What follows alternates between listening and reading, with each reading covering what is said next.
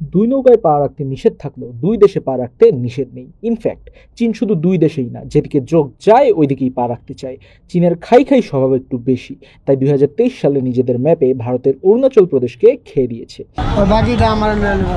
অরুণাচল প্রদেশের সীমানায় থাকা ম্যাকমোহন লাইন মানবে না চীন। এছাড়াও ভারতের সাথে চীনের বিরোধ আছে আকসাই চীন নিয়ে।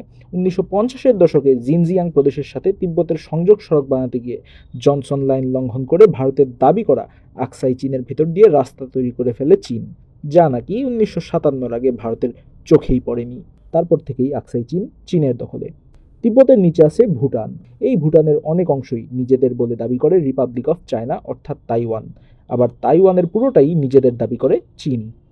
জাপানের সেনকাকু দ্বীপকে নিজের দাবি করে চীন, ভিয়েতনামের পার্সেল দ্বীপকেও নিজের দাবি করে চীন। তবে সবচেয়ে বড় গ্যাঞ্জাম দক্ষিণ চীন সাগরে।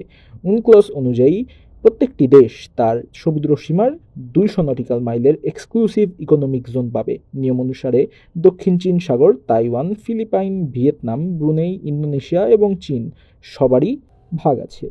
তবে চীন পুরো দক্ষিণ চীন সাগরকে ঐতিহাসিক 9 ড্যাশ লাইন বর্ডার দিয়ে নিজেদের দাবি করে। ইনফ্যাক্ট 2023 সালে চীন তাদের অফিসিয়াল ম্যাপে দক্ষিণ চীন সাগরে একটি 10ম ড্যাশ যোগ করেছে, অর্থাৎ চীন কারো সাথে দক্ষিণ চীন সাগর ভাগাভাগি করবে না।